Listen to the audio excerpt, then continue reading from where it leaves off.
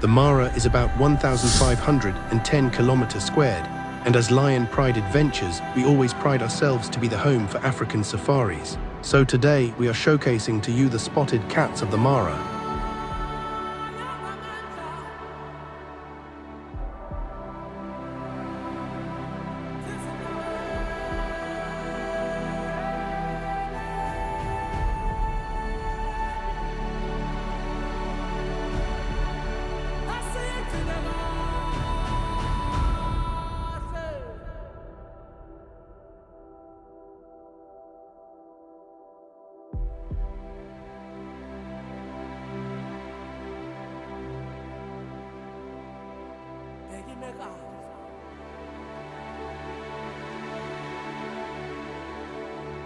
Gobinama